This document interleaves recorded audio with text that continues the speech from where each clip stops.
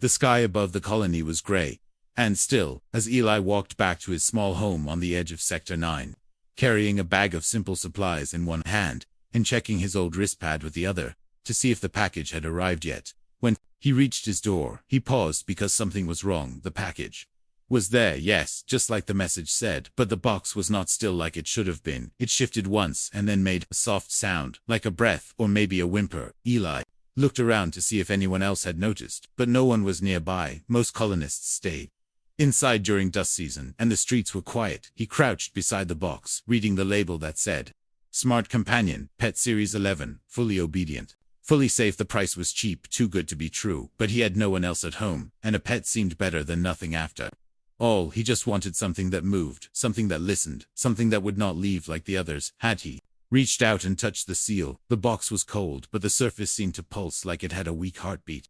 Eli pulled his hand back, stood up and stared at it again, thinking maybe it was just a trick of his tired eyes, but then it moved again, slightly, and the soft sound came once more, this time clearer, like a sigh, or maybe a cry. He opened the door and dragged the box inside, locking the door behind him. His heart beat faster now, not in fear but in confusion. He had ordered a toy, a robot, a fake pet that walked around and made cute noises, something to keep him company while he fixed machines and slept alone. But what he got did not feel like that inside his small living room. He grabbed a tool from the counter and cut open the seal. With one smooth motion, the box hissed softly, like it released pressure, and then there was silence. No light, no beep, just silence. Eli leaned closer and opened the flap, then froze inside was not a toy, not a robot, not a machine. There was a small figure, curled up tight like a child. Her skin was pale with a soft glow, her hair silver and tangled, her hands shaking as if cold. She had strange marks on her neck and metal cuffs on her thin wrists. Her eyes were closed, but tears had dried on her cheeks. And as light hit her face, she blinked once, then twice, and opened her eyes fully, large and bright, and not human. Eli stepped back in shock. His tool fell to the floor with a soft clang, and she flinched hard like a wounded animal. He raised his hands, slowly showing her he meant no harm. She looked at him with wide eyes, then looked around the room like she had no idea where she was. Then she spoke, her voice small and dry. Please, do not send me back. Her words stopped his thoughts for a moment. He could not understand how this happened, who she was, why she was here in a smart pet box, why she looked so human and so not human at the same time. Her voice held fear and sadness, something no machine was meant to have. Eli reached for a blanket and offered it to her. She stared at it for a second, then slowly reached out and took it, wrapping herself tightly and shivering as she sat up inside the box. He did not speak. He did not know what to say. She looked too real, too alive, too broken. Her legs had bruises, her arms had wires stuck just under the skin, and her eyes followed every move he made, like she expected pain or orders he did not give either. Instead, he stepped away, sat on the floor, and waited. After a while, she spoke. I still in the cage? No, Eli said gently. You are in my home. She looked around again, eyes unsure, but softer now. She crawled out of the box and sat on the floor across from him, hugging the blanket close, like it was the only thing that made her feel safe. She said her name was Unit 7KA, and that she belonged to Valericorp. He asked if she was a person, and she looked confused, like she had never been asked that before. Then she nodded slowly and whispered, maybe I was before. Eli knew one thing. Now this was no pet, this was no product, this was someone who had been locked away, hidden, and sold like an object, someone who had feelings, who spoke like a child and cried like a human, someone who had suffered and survived, and ended up in his living room because of some mistake, or maybe fate. He stood up, walked to the console, and shut down all outside links, all signals, and all trackers. Then turned back to her and said, you do not belong to anyone. Now she stared at him, and for the first time her lips curled, just a little, like the memory of a smile was still hiding somewhere deep inside. Eli had never seen eyes like that before, not in all his years on the colony planet, not in any war, not in any memory. They were not just eyes, they were mirrors, holding fear, confusion, and something that almost looked like hope. The strange girl from the box still wore the blanket he had given her, and she sat curled in the corner of his small home, like she was afraid to breathe too. Lauchi had not moved from that spot since last night, her hands pressed tightly against her knees, her silver hair falling like broken threads across her face. She watched Eli from the shadow of the wall, but said nothing. Even when he brought her food or water, she did not reach out. She only blinked slowly and lowered her head, like a pet that expected to be hit. Eli felt a knot in his chest, tighten more with each silent minute. He did not want a machine, he did not want a slave, he had just wanted a soft voice, a small presence.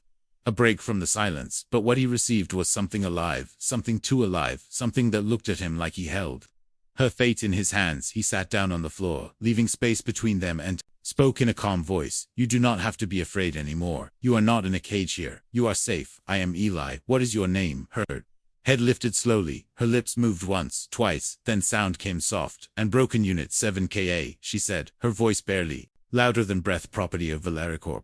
Classified as interactive pet model, artificial organic unit, registered and tagged. Her words came fast, like code being read from memory, not speech. Learned from feeling. Eli shook his head slowly. That is not a name, that is a number. She blinked.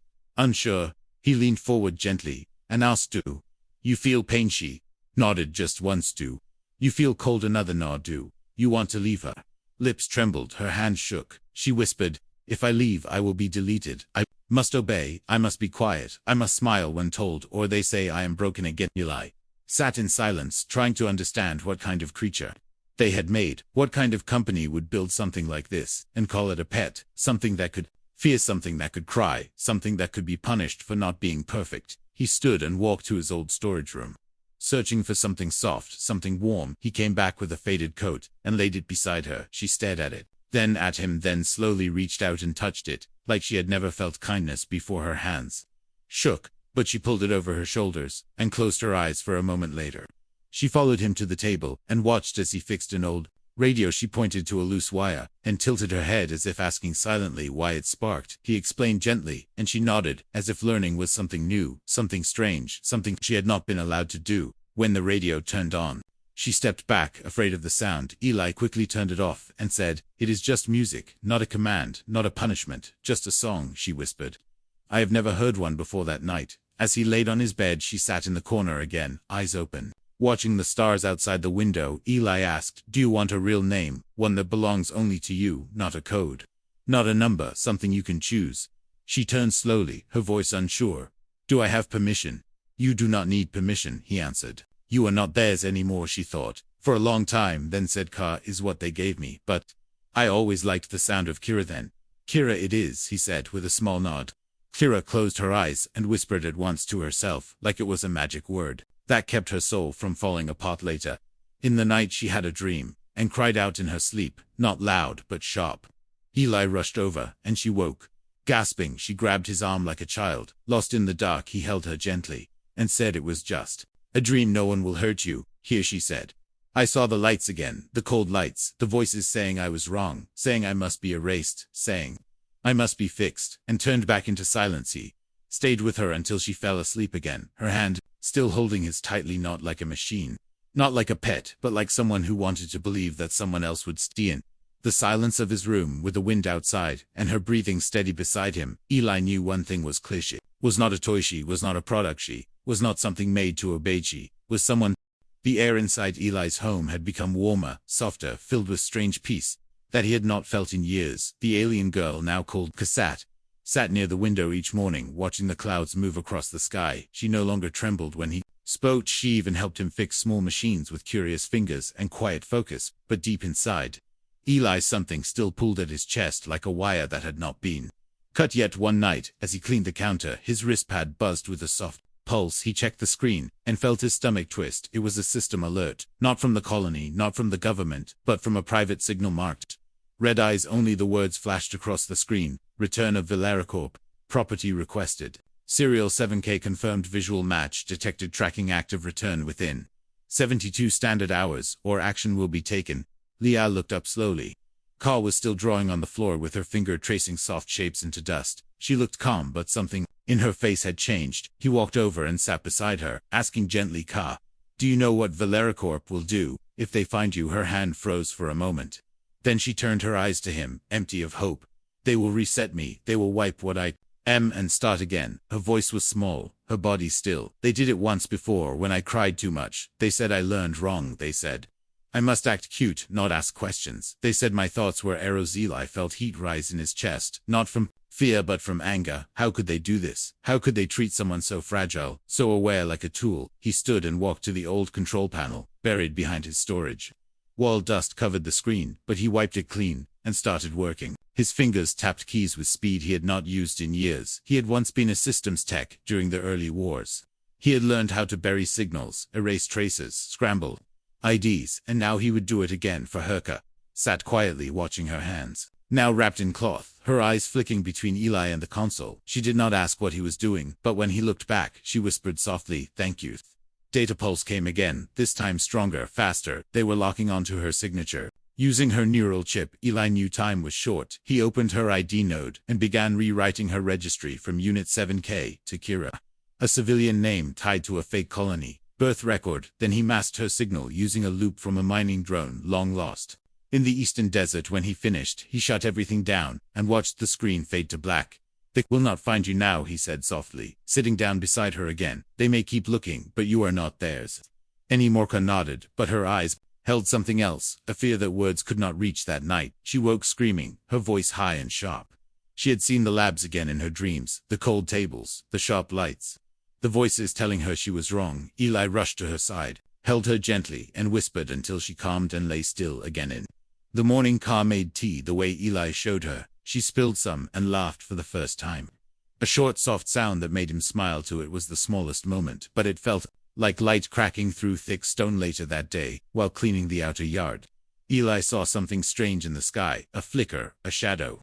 A drone. It passed over fast and quiet, but he knew what it was. They had sent a scout, something unregistered, something meant to find signals not seen by colony law. He stepped back inside without a word, locked every door, and pulled Ka into the inner room. "It has begun," he said quietly. "They are searching now. They will not stop until they find what they think belongs to them." Ka looked at him with wide eyes, then reached for his hand.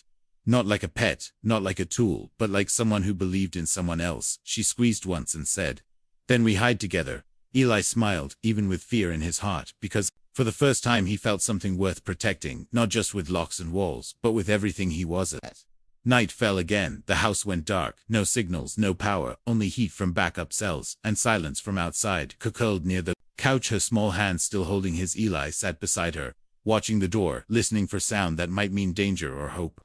Or both. He did not know what tomorrow would bring, but he knew one thing: he would never let them take her back. The rain came quietly that morning, soft and slow, like a memory falling from the sky. Eli sat near the table, working on an old transmitter, while Kira stood barefoot by the window, her silver hair damp from where she had stepped outside just to feel the rain on her skin for a few seconds. Her eyes closed, her arms open, like she was trying to remember what it meant to be free. Eli watched her silently, the soft hum of tools in his hand, but his thoughts far away. She had been with him for several days now, and each one brought a new crack in the shell she had been trapped in. Sometimes she laughed a little, sometimes she asked questions about stars and names and animals, but sometimes she went quiet, and when that happened, Eli knew something heavy was pressing on her from the inside. Later that day, she sat across from him with a small piece of metal in her hand, something she had pulled from under her skin behind her ear. Blood still fresh, and her hands shaking, she placed it on the table and said, "I want it gone forever. This chip tracks me, it listens, it burns when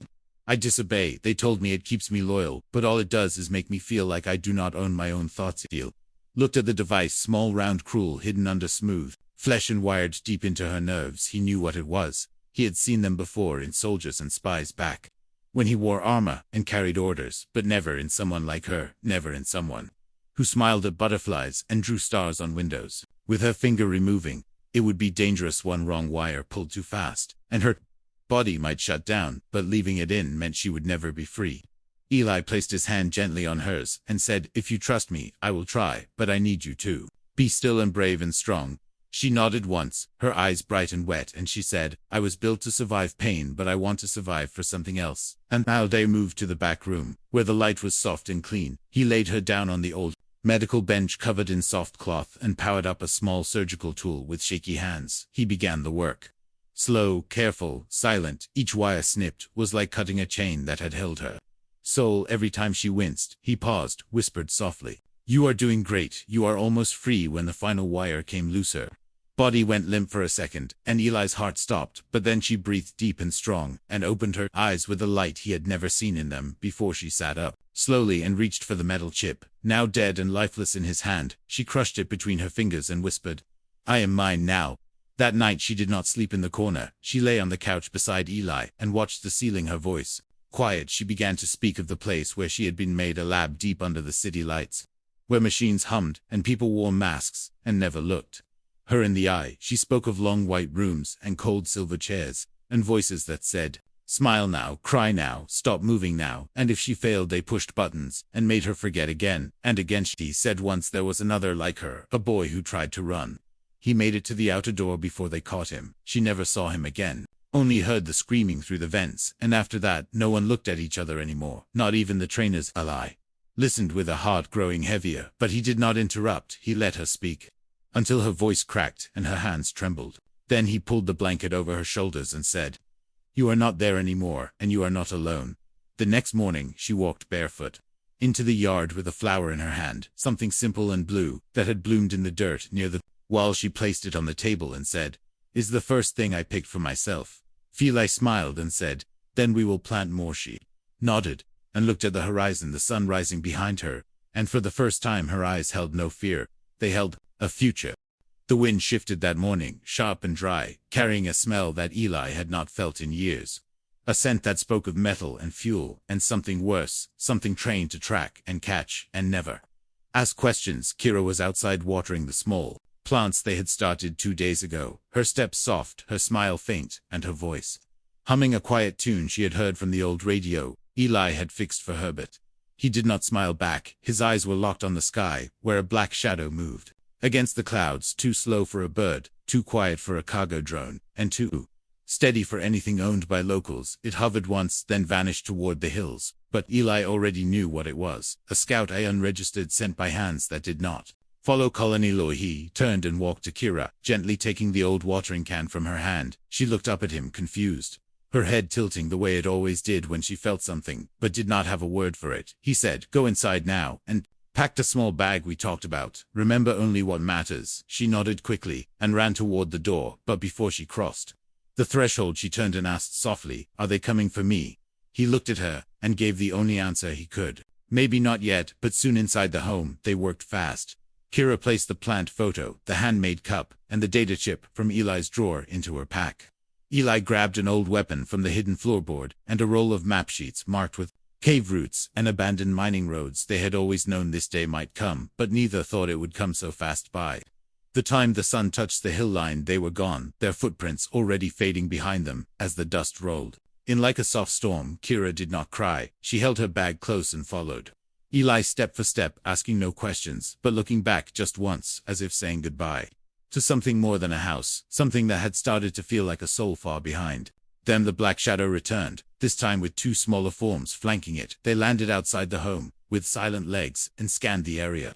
Their suits dark and thick, their eyes glowing green with code that could see heat from 5 kilometers away. One of them picked up a fragment of cloth, the other sniffed it like a predator, then nodded and spoke into a small mic signal. "Found target is active and fleeing. Authorization to capture confirmed." Eli and Kira moved through the narrow canyons, the air tight and the light fading. Kira's hand reached for Eli's sleeve when the sound of something distant echoed across the rocks, not loud but clear enough to send chills down her spine. It was a tracking pulse, short and sharp like a click from a hunter's mouth. Eli whispered, "Stay low and slow. They see fast, but they do not think fast, not like a source." Passed, and the stars came out sharp and cold. Above them they stopped only once near an old mining vent, where they could hide and drink some water. Kira sat close to him, her face pale but steady, her voice soft with worry. "Eli, do you think they will hurt you to get to me?" He looked at her and answered, "If they try, they will regret it." She did not speak again after that, but her hand touched his arm and stayed there until they moved on. The hunters were close. Now one of them found the old fire pit from 2 nights ago and scanned the ash pattern. The other dropped a small tracker beacon into the dust and kept moving. Their feet made no sound, their hearts did not race. They were made to catch, made to break, made to bring back what others had lost or sold or feared. Eli stopped at the top of a ridge just before sunrise. He pointed to a narrow tunnel, carved years ago by water and forgotten by time we go down here. He said, "No signals, no eyes, just darkened stone and silence." Kira hesitated, then nodded and followed him into the black. As they climbed deeper, Eli whispered a story from his past, not a happy one, but not a sad one, either. A memory of someone who once trusted him, and how that trust had saved them both. He told it to remind her that sometimes the only thing stronger than fear is the choice to stand with someone no matter what behind them. The sound of metal boots touching stone echoed once, then again, closer now, faster now. The hunters had picked up speed, but Eli was ready. The narrow walls were laced with small traps, old tricks built from junk and wire and noise makers placed to confuse too. Delayed to scare. When the first explosion came, it was small but sharp enough to stop the lead hunter in his tracks. The second one sprayed dust and heat across the path, forcing them to slow and scan and rethink. Her looked back as the smoke rose behind them and asked Eli, "Where did you learn to do that?" He smiled just a little and said, "I was not always a quiet man." And for the first time since they left home, she laughed, not a full laugh, not loud but real and alive in the darkness, with danger behind and nowhere safe ahead. They kept walking together, step by step, heart by heart. Asterisk. The wind inside the canyon had died completely. The dust had settled. The air was still, but Eli's heartbeat thundered in his ears, louder than any storm, louder than any war he had ever known. Kira walked beside him, her feet moving slow, her breath shallow, her eyes locked on his back as if his presence was the only thing keeping her standing. The tunnels had become tighter, colder, sharper. Each step forward scraped skin against stone and turned silence into a living thing that whispered in their ears. They had almost reached the deep hollow, a wide cave hidden under layers of collapsed rock and long-dead machines.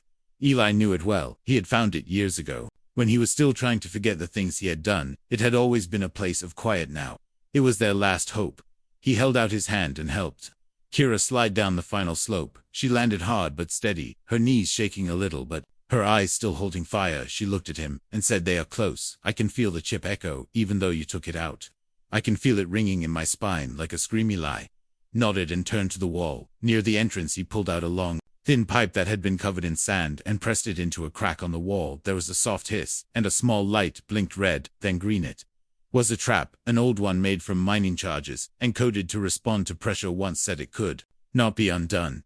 He turned to Kira and said, "We wait here, we stay quiet, and if they enter, I stop them no matter what." She stepped closer and placed her hand on his chest and asked, "Why would you do this for me?" "I was made to be owned. I was made to be silent. I was not meant to have a voice." Seely leaned down slightly, his voice low and steady, and said, "Because you are more than what they made. You are more than wire and code. You are someone who looks at the stars and wonders, someone who picks flowers and sings broken songs, someone who cried when I bled and laughed when I joked, and that is not something a machine can do." She wanted to answer, but the sound came before she could, to sharp taps against stone, then another, closer, heavier, louder. It was them. Two shapes stepped into the tunnel outside the cave, their armor thick, their weapons drawn, glowing faint blue. One of them spoke in a voice like metal scraping across steel. "Return the unit, and we will not harm you." Eli stood in front of the entrance, his body wide enough to block their path, his voice calm but firm. "She is not yours, not anymore." The hunter raised his weapon and said, "Last warning, this model is company property, classified level red. It must be recovered for reset and sale. Any resistance will result in elimination." Kira stepped behind Eli, her fingers clutching the back of his shirt, her voice strong despite the tremble in her throat.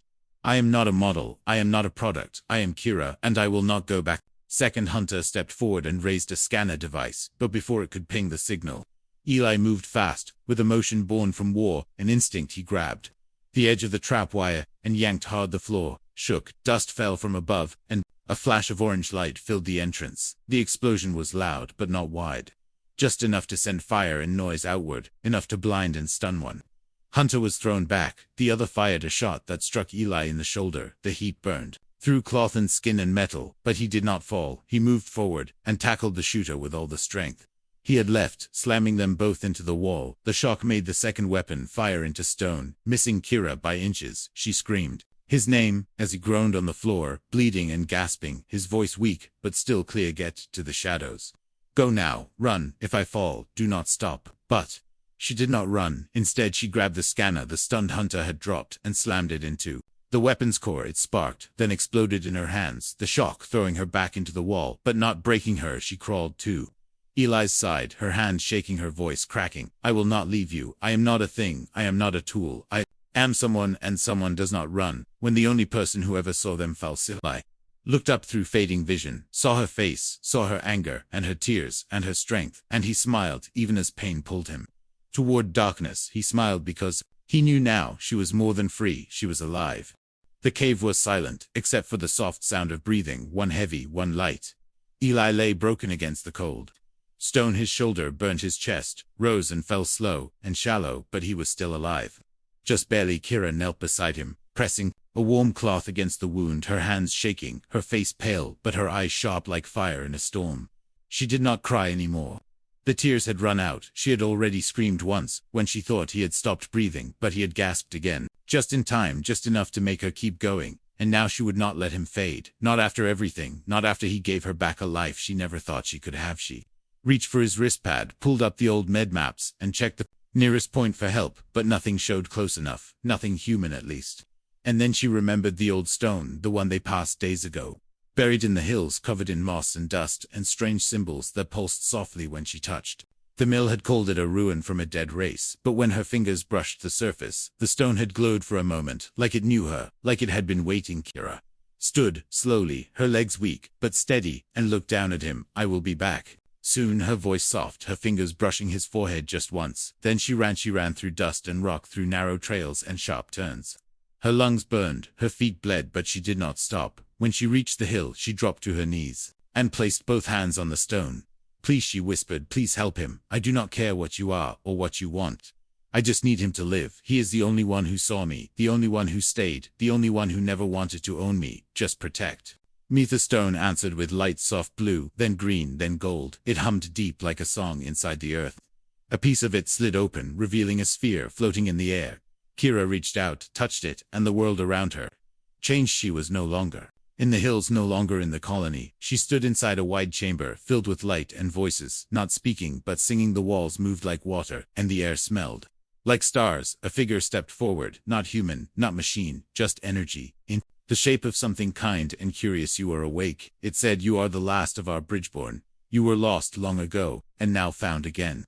We felt you open the gate, we felt you cry, not with code, not with command, but with heart." Kira fell to her knees again, and said, "I do not care what I am, I only care that he lives, the one who gave me freedom, the one who stood between me and death." The figure moved closer, and touched her chest, where the old scar from the chip still lingered. "You were made to connect, to heal, to guide, not to serve, not to be owned. Your code is memory, your blood is signal, your will is light." Then it gave her the sphere, and said, "Take this, he will rise, and you will never be hunted again." In a flash, she was back on the hill.